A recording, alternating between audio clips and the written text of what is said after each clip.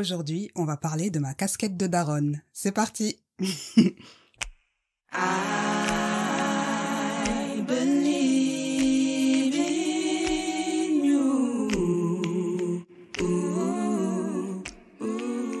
Je suis Kadidia, maman de 3 enfants, artiste-interprète, membre du groupe Acapella, et à travers ce podcast, j'enfile ma casquette d'accompagnante pour éclairer celles et ceux parmi vous qui débordez tellement d'idées à ne plus savoir par où commencer en allant à la découverte de votre fonctionnement et de votre zone d'excellence pour mener une vie pro qui enfin vous ressemble.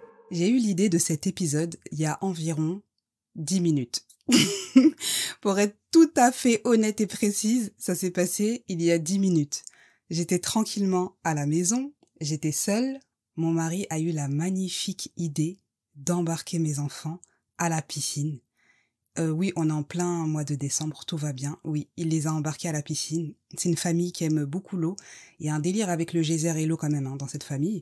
Et donc à la piscine, tranquille, et moi je me retrouve dans une maison au calme. Oui, ce calme tant attendu, ce calme rêvé, ce calme espéré. Il a eu lieu en plus un dimanche, incroyable. Et donc, je me mets à m'activer, je lance quand même la popote, histoire que quand ils arrivent avec leur estomac bien creux, ils puissent trouver de quoi manger, s'abreuver.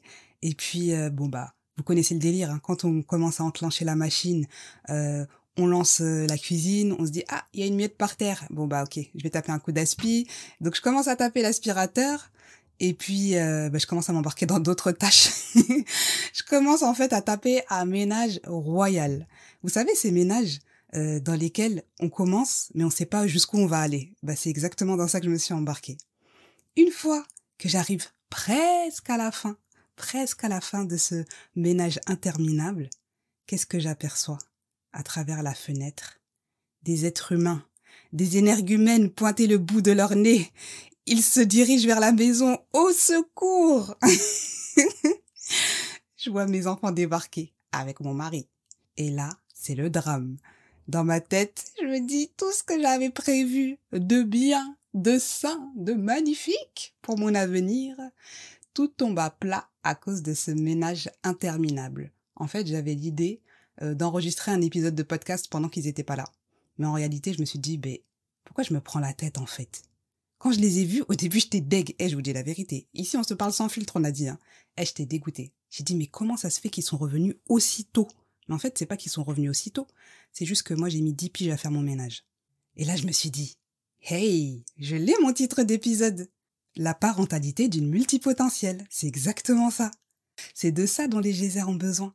C'est avoir un feedback honnête, authentique, de personnes qui leur ressemblent, qui vivent en fait cette façon de fonctionner, qui ont une vie de famille avec des enfants, mari, etc.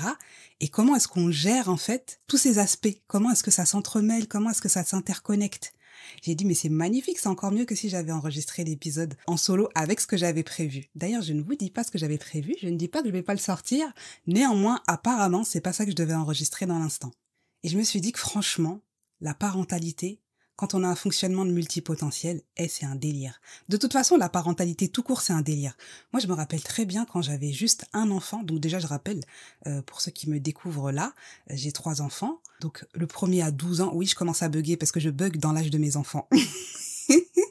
Donc le premier, à l'heure actuelle, il a 12 ans. Le deuxième... Ah non, c'est même pas ça. Oh my God.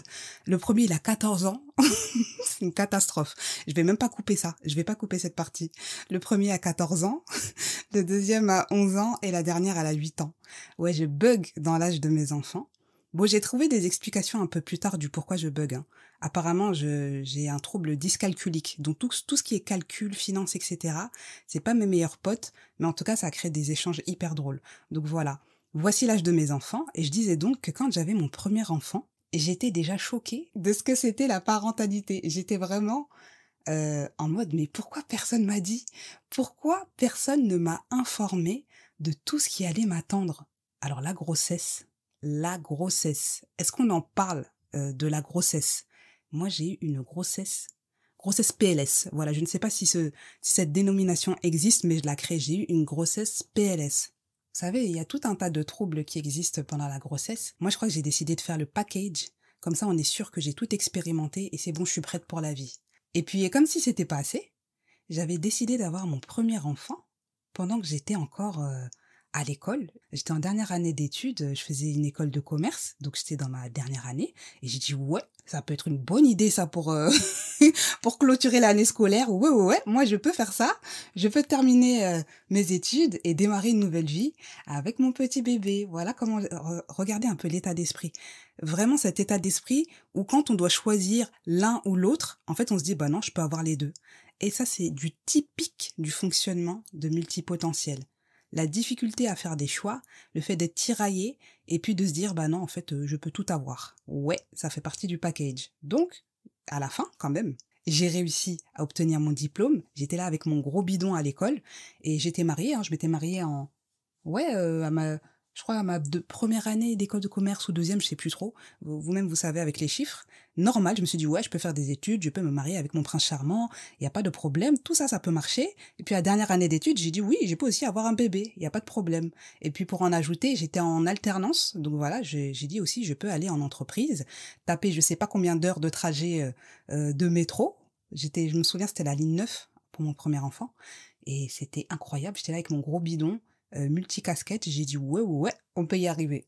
Donc ça, c'était l'état d'esprit. Et puis, ce cher enfant, lorsqu'il est arrivé, deuxième PLS, j'ai dit ok, personne m'a expliqué comment ça se passait quand on a un bébé, mais pour de vrai, vous savez, tout ce qui vient avec. Je ne veux pas traumatiser les futurs parents. Je ne veux pas, ceci n'est pas le but, ok? Cet épisode, ce n'est pas de vous traumatiser. Néanmoins, je vous partage mon expérience parce que je suis sûre qu'il pourra avoir de la résonance avec certains.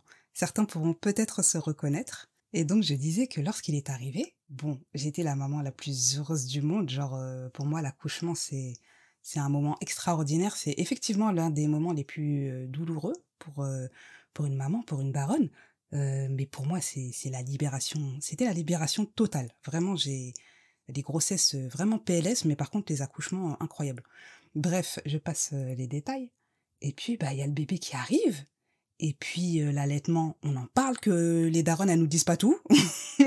Et puis, il y a la suite. Il y a les nuits. Moi, j'étais traumatisée de ne plus dormir comme il se faudrait. Je parle même plus français comme il faudrait. En fait, j'étais choquée de toutes les responsabilités qui allaient avec le fait d'avoir un enfant. En fait, je ne mesurais pas l'ampleur du sujet. Je ne mesurais pas l'ampleur de la tâche. Heureusement que ça vient avec son lot d'émerveillement, de rigolade, de connexion avec l'enfant, et puis le bonheur de la famille aussi, le bonheur qu'on partage avec la famille. C'est quand même incroyable. Bref, je vais pas vous expliquer tout le déroulé de l'arrivée de mon premier enfant et ainsi de suite, mais c'est juste de vous dire que juste le premier enfant, moi j'étais mais chamboulée en mode mais on m'avait pas dit tout ça. on ne nous avait pas tout dit. Et puis oui, évidemment, on est suffisamment dingue pour recommencer et avoir 2 enfants, 3 enfants. Je vais même pas dire ainsi de suite parce que je remercie mon Seigneur, je m'arrête là, je suis heureuse. Et puis j'espère pouvoir faire grandir mes enfants dans les meilleures conditions, en bonne santé, avec des bêtes de valeur, avec de la bonne vibe et tout ce qui va avec. Merci, je passe la main. Bref. Et puis l'idée, c'est de dire que finalement, quand on a ce fonctionnement et qu'on devient parent, ça peut être sacrément challengeant. Voici à quoi ressemble ma parentalité aujourd'hui avec mes enfants. Là, par exemple, ils sont ici, ils sont dans la pièce d'à côté, ils sont en train de jouer au ballon, etc. J'ai pas du tout envie d'arrêter cet épisode. Vous entendez des bruits, c'est pas grave, ça fait partie du game. J'ai vraiment envie de l'enregistrer tel quel l'épisode d'aujourd'hui. Et ce que je disais, c'est à quoi ça ressemble finalement cette parentalité.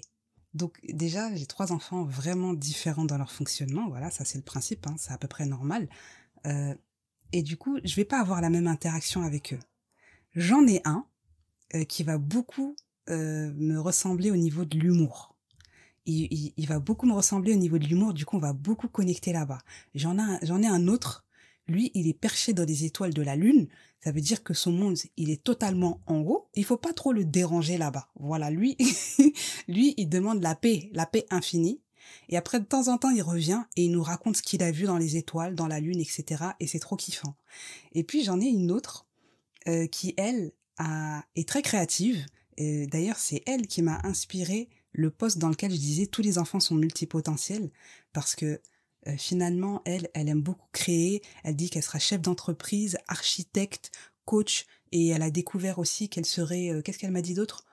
Prof aussi, voilà. Donc elle, c'est quelqu'un qui aime beaucoup créer et qui aime aussi que les choses soient planifiées. Elle aime que les choses soient carrées. Et donc, elle, on va avoir on va avoir plus de friction parce que moi, la planification, c'est pas du tout mon truc. Et il y a quelqu'un qui se mouche derrière, trop drôle.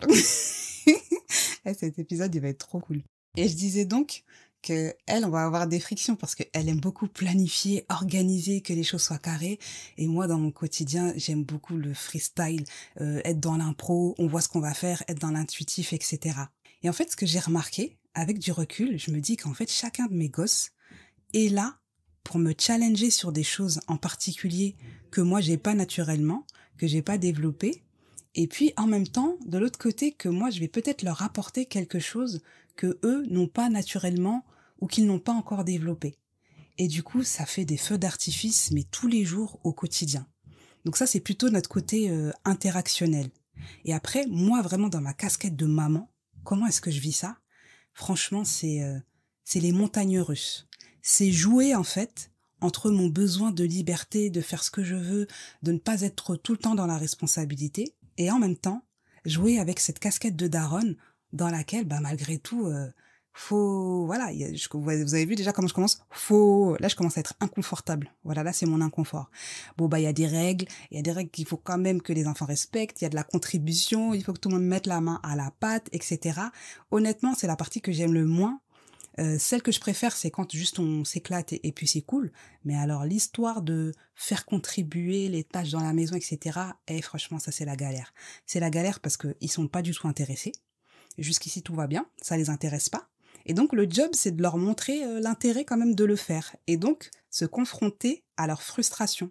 Et accepter d'accueillir leur frustration tout en faisant en sorte que le cadre du respect soit bien respecté. Enfin bref, franchement, c'est un jeu d'équilibriste assez incroyable au quotidien, je trouve. En tout cas, pour ma part, moi, je trouve que je suis grave dans un jeu d'équilibriste. Et d'ailleurs, j'aimerais bien avoir vos retours, ça m'intéresse vivement. Donc, en gros, voilà, je jongle entre ces différentes casquettes. La maman rigolote, la maman enfin là, je vais dire la daronne, celle qui débarque pour faire quand même en sorte que tout le monde mette la main à la pâte. L'organisation, on en parle de l'organisation. Ouais, parce que l'organisation, c'est quand même... c'est un métier. Vraiment, l'organisation, si c'est pas une compétence naturelle, ça s'apprend en fait. Et je trouve que à ce niveau-là, on s'en est sorti. Ok, jusqu'ici tout va bien. Tout le monde a réussi à survivre à cette façon d'avancer, cette façon de vivre la vie quotidienne en mode improvisation, freestyle, intuitif. Voilà. Et puis il y a monsieur quand même qui vient faire la balance entre les deux, qui lui a son propre fonctionnement. Enfin bref, vous avez capté. Il y a tout un algorithme, il y a un jeu d'équilibriste entre ce qui est facile pour moi, dans lequel finalement on en revient à la même chose, hein, dans lequel je suis dans le kiff, que j'ai plaisir à faire. Donc là c'est le côté vraiment la maman enfant, et là on partage des super moments avec les enfants. Après il y a ce qui n'est pas forcément dans mon cœur de compétences, et ça va être des choses qui vont plus aller me demander un effort. Et là, c'est, allez, venez, on va s'organiser, on va planifier, on va faire des trucs pour que la maison, ça roule, ça circule, machin, etc. Donc voilà, faut jongler avec ça.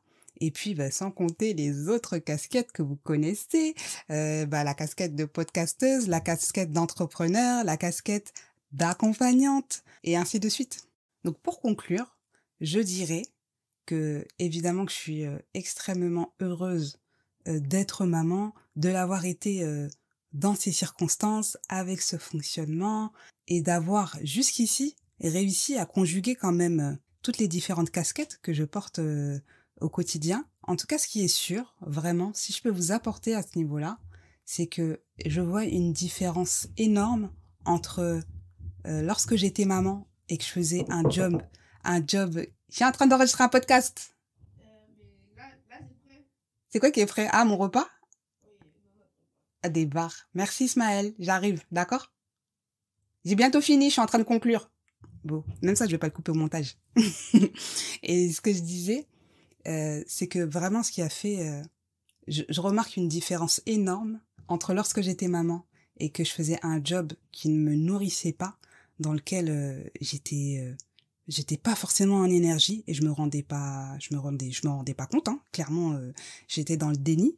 Et puis aujourd'hui que je fais quelque chose qui m'épanouit, la différence majeure, c'est que mon job, je sentais qu'il y avait vraiment pas de sens, c'est que j'avais l'impression d'avoir une double journée, la journée taf et la journée quand j'allais rejoindre la famille. Mais par contre, en termes d'énergie, c'était la galère. J'étais plus facilement irritable. Il fallait être tout en speed. Il n'y avait pas de plaisir. C'était comme, j'allais dire comme un travail à l'usine, mais subi. Parce qu'il y en a qui ont kiffé travailler à l'usine, hein. C'est pas le propos, mais c'est vraiment le truc où, voilà, travail à la chaîne, mais en mode subi. J'étais vraiment dans ça. Mais subi, en plus, dans le déni. C'est là où je dis qu'on est vraiment fort, les personnes qui travaillent dans ça. Parce qu'il y en a qui se rendent compte que finalement, c'est épuisant, qu'il n'y a pas de sens, etc. dans leur job. Et il y en a, ils circulent dans le déni jusqu'à temps qu'ils se prennent une porte, clairement. Et moi, j'étais dans ça. J'étais vraiment dans ça et j'étais dans cette énergie dans laquelle je me rendais pas compte, mais qui n'était pas du tout propice pour ma vie de famille. Et depuis que j'ai switché, que je suis de l'autre côté, que je fais un truc qui me fait kiffer, là où vraiment j'ai réussi à trouver une forme d'équilibre, c'est que déjà, mes enfants le voient, le perçoivent, que je suis dans le kiff dans ce que je fais, et surtout, ils participent. Ils font partie du projet.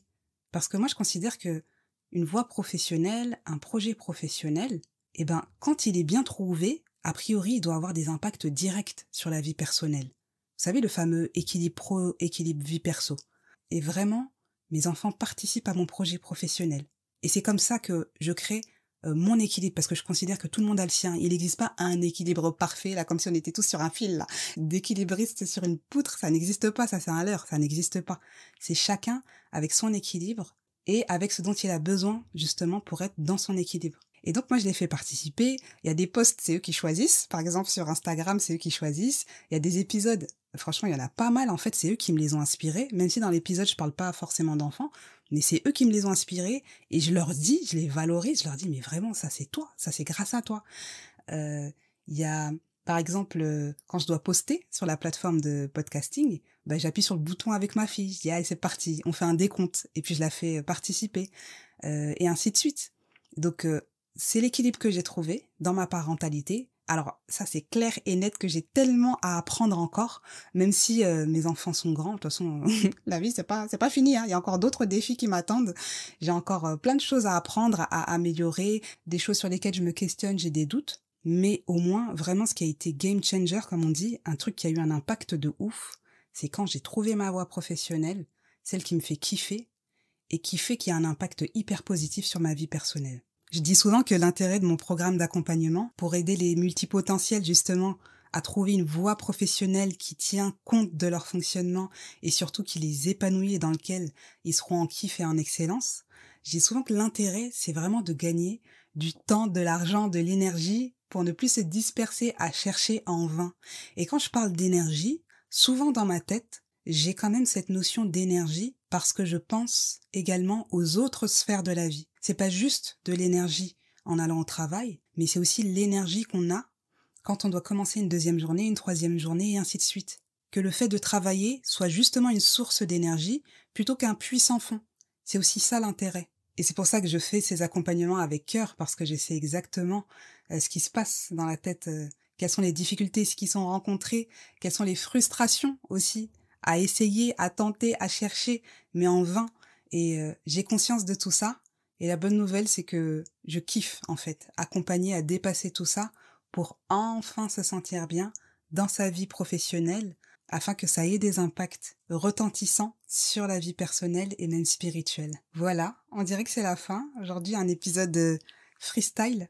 Si vous souhaitez en savoir plus sur ce programme d'accompagnement dédié aux multipotentiels, n'hésitez pas à prendre rendez-vous directement dans le lien dans la description. Si vous souhaitez soutenir le podcast, n'hésitez pas à laisser un commentaire sur Apple Podcast. Et on se retrouve sur Instagram pour échanger sur l'épisode. Et moi, je vous dis à très vite, Inch'Allah.